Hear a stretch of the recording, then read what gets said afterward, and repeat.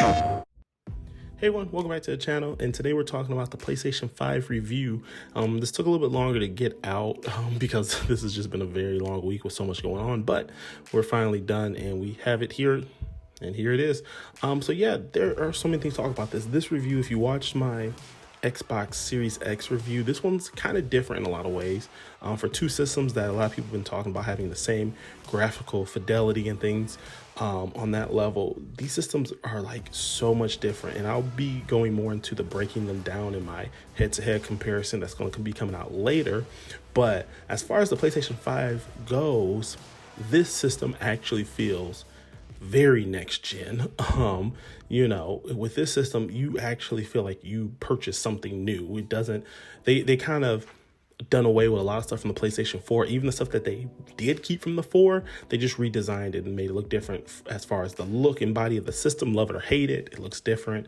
The controller looks totally different, feels so much better. This DualSense controller compared to the DualShock controller is like a night and day difference.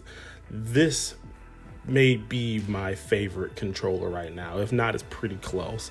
PlayStation did not play it safe in any stretch of the imagination when it comes to making this system as far as design goes. And I love it. The user interface on the system, I love it. It's so much faster than the PlayStation 4 was. I used to hate using the PlayStation 4 because it would go so slow all the time, going through pages, especially if you wanted to load out the store. There'll be times where I jumped into the store real quick and then had to jump back to my library, then jump back to the store, and it would just move so slow. It was a headache trying to load between. But this is, it's kind of like it's instant. When you turn the system on, from the point you turn the system on and start loading up games, you totally feel like, yep, I just switched from last generation to new generation. And I love it. They even update the PlayStation app on your phones that kind of give it a nice look compared to the new system. So as far as looks goes, this is definitely, you're gonna love it. I think most people I've heard that come as far as the user interface goes has liked the new interface update. The features that it has, not only does this thing just look different, it actually has a list of new features, which again feel next gen. One of my favorite features is the built-in picture-in-picture, especially in this time right now when everyone's going through COVID. You kind of get the feel of being able to sit next to your friend on the couch and play with them on a split screen type of thing. And you can kind of do that in here. You can pop a picture up and you can put the little picture almost anywhere on the screen, and you can play with them. They can be playing a totally different game. It doesn't even have to be the PlayStation 5 game you're playing. It could be something totally different, and you can watch what they're playing while you're playing this. It works very well when playing online multiplayer games because you can see your teammate somewhere else doing one thing while you're doing something else. Me and my wife do this a lot when we're playing online matches. We can see each other so we can better support each other when playing against other people. On top of that, one of the most underrated things is probably the fact that this system, now the old PlayStation 4 controller had a speaker inside the controller, but this controller not only has a speaker, also has a microphone and a mute button. And from what I can tell in testing, no matter where you really hold this controller, people can hear you pretty well, whether it's up close to your face, whether it's down low. People can hear you really well, and that's pretty awesome.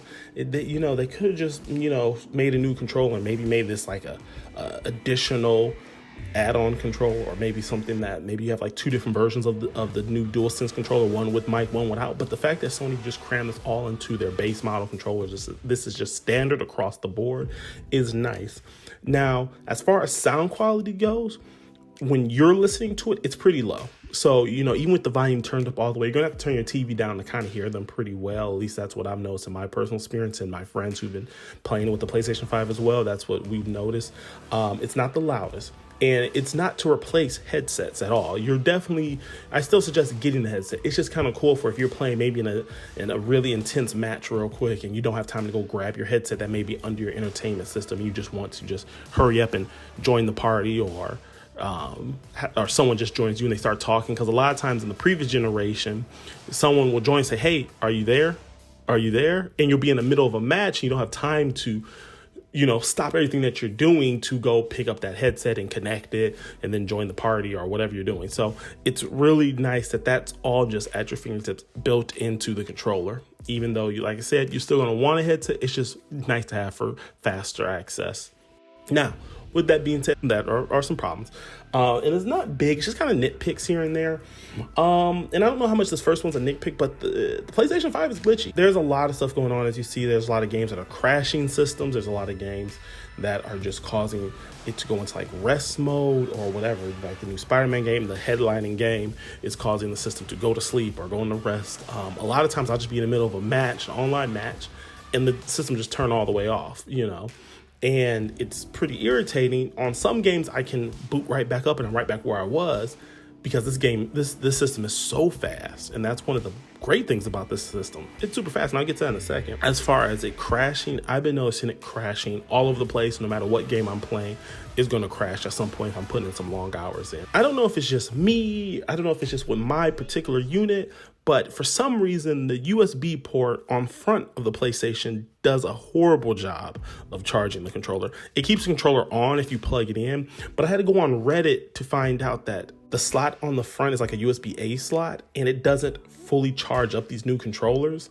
You have to use either the USB ports on the back of it to charge it up all the way, or what I just decided to start doing is using a USB-C cord from, end to end, from the front of the PlayStation 5 to the controller, and that charges up the controller as well. When I just use the regular cord that came in the box to charge up my controller with the front of the USB slot, it never charged it up. It would just turn it on. It would keep it going while I was plugged in, but the moment I unplugged it, it would die. And that wouldn't matter if I left the system on overnight or whatever I did, it never charged up. I don't know if it's just something going on with my system or whatever, but that was the issue I kept running into. So I just swapped out the cords, and ever since then I haven't had an issue with it. Not a big deal, but it's something that if that is the case, if that slot isn't really made for charging up your controller efficiently, then Sony should put it in the box of something letting you know, because everything about setting up this PlayStation is very poor on instructions, even trying to get the stand on it, which the stand is a hassle within itself.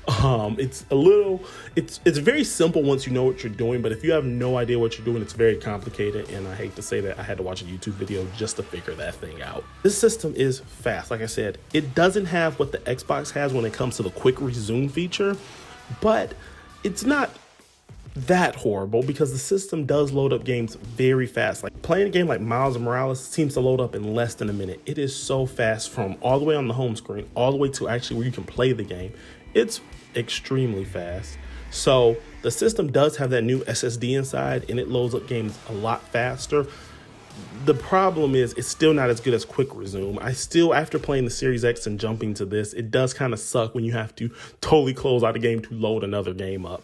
Like I said, I'm going to say more of the comparisons of the systems for later on, but that is a feature that I wish Sony would have. Maybe they'll get an update. Who knows? Another thing about this system is, on the downside, this system, you're not going to save a lot of games on this system. You're only going to get about a little over 600 usable gigabytes of hard drive space. So right now, I probably have like maybe 6 or 7 games installed on my PlayStation, and it's maxed out. So that is kind of a downer.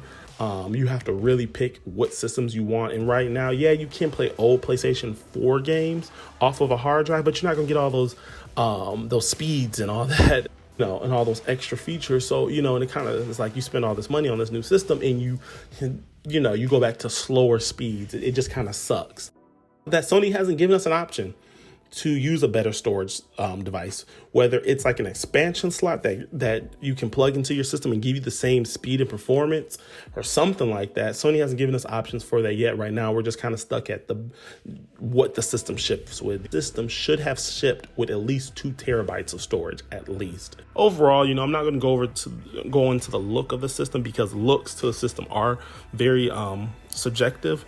But like I said, the thing is, when you get this system, when you power it on, this thing just screams like next gen. The thing about the system gives you that next gen feel, despite the glitches, despite the issues that it does have right now, which can honestly be fixed in patches.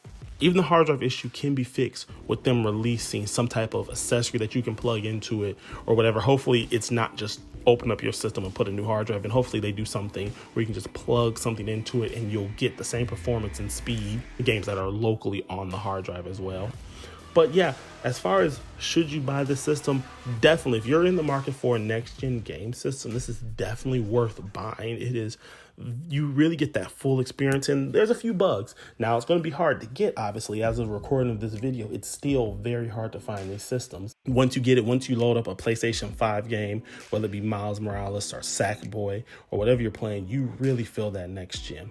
Now, the other thing about this, and again, I've said this a few times, this will be more in the comparisons video.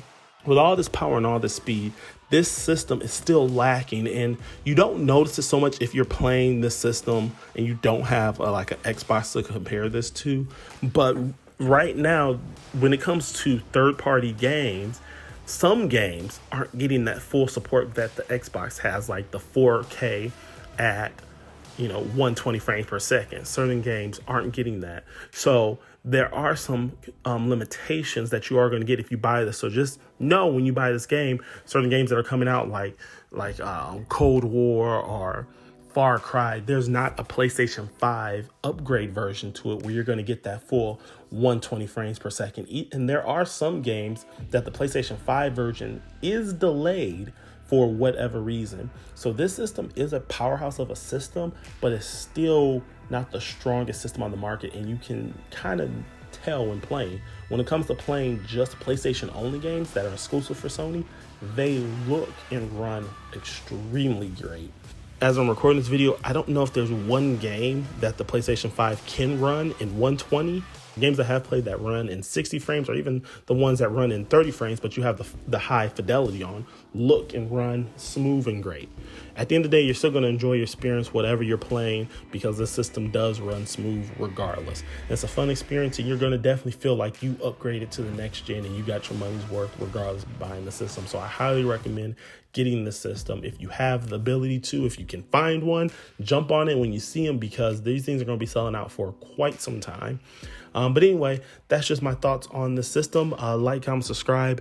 If you, if you have any comments, throw them down in the bottom. And like I said, the next video coming up soon will be about a comparison head to head between the PlayStation 5 and the Xbox Series X and my thoughts on them. Again, there's some things about the Xbox I really love over the PlayStation. There's some things over the PlayStation I just really love over the Xbox. So to see what all those are, make sure you hit the bell so you get notified when I post more videos, and you'll be able to see what those are. All right, well, anyway, we'll catch you guys in the next one. See ya.